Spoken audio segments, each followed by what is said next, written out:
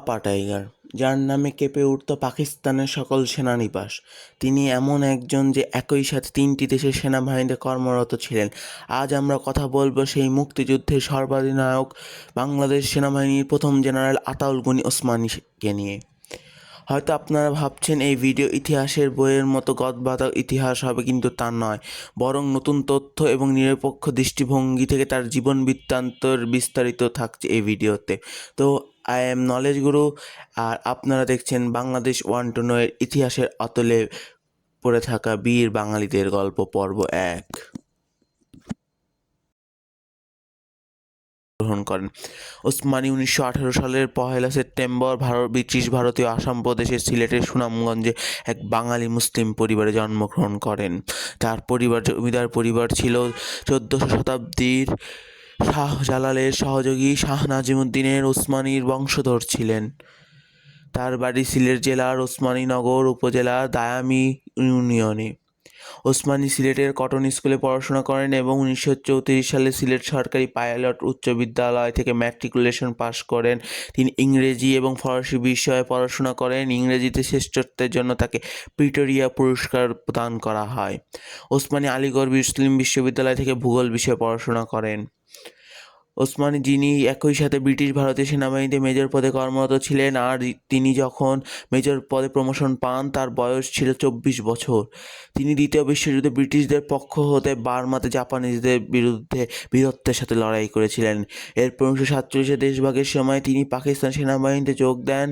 এরপর তিনি 1965 সালের পাক ভারত যুদ্ধে অংশগ্রহণ করেন। তিনি নেতৃত্ব দেন প্রথম ইস্ট বেঙ্গল রেজিমেন্টকে, যাদের বিরুদ্ধে পাকিস্তান সেই যাত্রায় রক্ষা পায়। এরপর তিনি বদলি হয়ে পাঞ্জাব রেজিমেন্টে আইয়ুব খানের অধীনে যান। তিনি রাওয়ালপিন্ডি ষড়যন্ত্রের মিথ্যা অভিযোগে অভিযুক্ত জ্যেষ্ঠ বাঙালি সেনা কর্মকর্তা ইশফাকুল মজিদের সাথে আচরণ নিয়ে ওসমানী পাকিস্তান সেনাবাহিনীর সর্বাধিনায়ক জেনারেল আইয়ুব খানের সাথে দ্বিমত পোষণ করেন এবং কিছুদিন পর পাঞ্জাব ছেড়ে ইস্ট বেঙ্গল রেজিমেন্টের 3য় সিও হিসাবে নিযুক্ত হন, যা সেই সময় বাঙালিদের মধ্যে কেউ পায়নি। মুক্তিযুদ্ধে ওসমানী এবং বঙ্গবীর উপাধি লাভ। 1971 সালে 7ই মার্চ মুজিবের ভাষণের পর ওসমানী সহ আরও কিছু আওয়ামী নেতা মিলে একটি পরিকল্পনা করেন।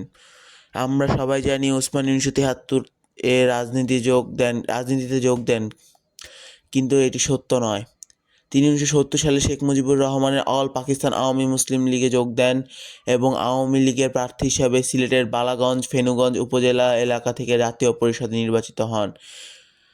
তার পরিকল্পনাতে ছিল ঢাকা বিমানবন্দর এবং চট্টগ্রাম সমুদ্রবন্দর দখল করে প্রদেশটিকে সিল করে দেওয়া। ইপিআর এবং পুলিশ আওয়ামী লীগের স্বেচ্ছাসেবীদের সহায়তায় ঢাকা দখল করবে এবং বাঙালি সৈন্যরা সেনাবাহিনীগুলোকে নিরপেক্ষ করবে। বাঙালি অফিসাররা পাকিস্তানি বিমান শক্তিকে অবরুদ্ধ করবে এবং সশস্ত্র বাহিনীকে গতিশীলতাকে পঙ্গু করে দেওয়ার জন্য নারায়ণগঞ্জ চট্টগ্রামের জ্বালানি ভাণ্ডারগুলোকে নাশকতার পরামর্শ দিয়েছিলেন ওসমানী। কিন্তু ভুট্টো আর ইয়াহিয়া খানের পরিকল্পনায় ভেস্তে যায় তাদের সকল পরিকল্পনা। 25 মার্চ রাতে পাকিস্তানি বাহিনী ক্র্যাকডাউনে ওসমানীর বাড়িতে আক্রমণ করে পাকিস্তানি সেনারা এবং তাদের হাত থেকে পালাতে তিনি তার বিখ্যাত মোচ কেটে পলায়ন করতে বাধ্য হয়। 1971 সালে 17 এপ্রিলের পর ওসমানী মুক্তিবাহিনী নেতৃত্ব গ্রহণ করেন। এরপর তিনি এপ্রিল থেকে জুন পর্যন্ত মুক্তিযোদ্ধাদের মনোবল বৃদ্ধি ও তথ্য সংগ্রহের জন্য সফর করেন। তারপর পাকিস্তানের প্রতিপক্ষ ভারতের সাথে সাক্ষাৎ করেন এবং বাংলাদেশি কমান্ড কাঠামো স্থাপন করেন। এরই মধ্যে তিনি মুক্তিযুদ্ধকে বেগবান করার জন্য দেশকে 11টি সেক্টরে ভাগ করেন। কিন্তু 10 থেকে 15 জুলাই নির্বাচিত সরকারের প্রধানমন্ত্রী তাজউদ্দিন আহমেদের সভাপতিত্বে একটি সেক্টর সমন্বয়কারী সম্মেলন অনুষ্ঠিত হয়।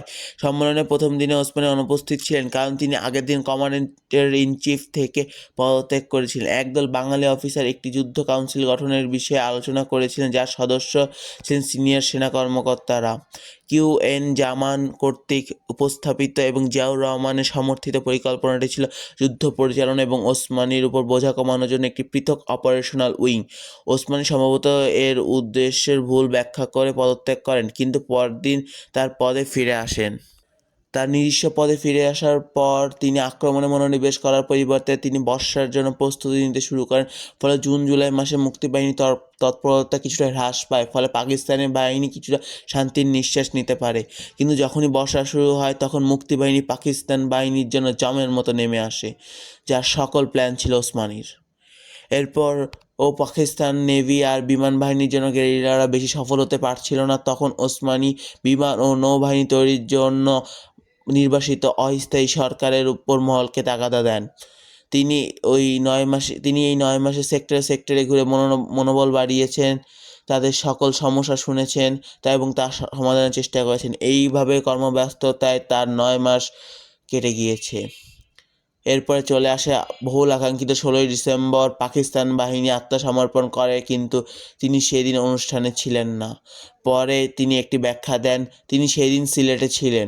22 ডিসেম্বর ঢাকায় আসেন এবং তার সদর দপ্তর স্থাপন করেন, সম্ভবত ঢাকা সেনানিবাসের লগ এরিয়া সদর দপ্তর ভবনে। 1972 সালের 9 জানুয়ারি তেজগাঁ বিমানবন্দরে ফিরে আসার পর তিনি বঙ্গবন্ধু শেখ মুজিবুর রহমানকে অভ্যর্থনা জানাতে একটি গার্ড অব অনারের ব্যবস্থা করেন। 1972 সালের 2রা থেকে 11 জানুয়ারি পর্যন্ত ওসমানী এবং মুক্তিবাহিনীর সিনিয়র সেক্টর কমান্ডাররা বাংলাদেশ সশস্ত্র বাহিনীর ভবিষ্যৎ এবং অন্যান্য বিষয় নিয়ে আলোচনা করার জন্য ঢাকায় বৈঠক করেন। তিনি 7 এপ্রিল 1972 তারিখে অবসর গ্রহণ করেন একটি 4 তারকা জেনারেল হিসাবে। তিনি অবসর গ্রহণের পর কিছুকাল মন্ত্রিপরিষদে ছিলেন এবং 1972 সালে বাংলাদেশ সরকার ক্যাডেট কলেজগুলি সরকারি কলেজে রূপান্তরের জন্য একটি রাষ্ট্রপতি ডিক্রি জারি করা হয়। প্রাক্তন ক্যাডেটদের একটি প্রতিনিধি দল জিয়াউর রহমানের সাথে দেখা করেন, যিনি তাদের ওসমানীর সাথে অ্যাপয়েন্টমেন্ট পেতে সাহায্য করেন। ওসমানী রাষ্ট্রপতি শেখ মুজিবুর রহমানের সাথে বিষয়টি নিয়ে আলোচনা করেন এবং ডিক্রিটি প্রত্যাহার করা হয়। এরপর তিনি মোস্তাক সরকারের প্রতিরক্ষা উপদেষ্টা হিসেবে যোগ দেন। এই বরেণ্য ব্যক্তি 1983 সালে 65 বছর বয়সে ক্যান্সার ধরা পড়ে এবং তিনি 1984 সালে 16ই ফেব্রুয়ারি ইহকাল ত্যাগ করেন। ওসমানীর মরদেহ বাংলাদেশে নিয়ে আসা হয় এবং সিলেটের দরগায় তার মায়ের কবরের পাশে পূর্ণ সামরিক মর্যাদায় তাকে সমাহিত করা হয়। এভাবেই ইতিহাসের পাতায় অমর আছেন আমাদের বাংলার মুক্তিযুদ্ধের সর্বাধিনায়ক এবং বাংলাদেশ সেনাবাহিনীর প্রথম জেনারেল AMG ওসমানী। আমরা তাকে সবাই শ্রদ্ধা ভরে স্মরণ করি এবং দোয়া করি আল্লাহ যেন তাকে জান্নাতের উচ্চ মাকাম দান করেন। আমিন।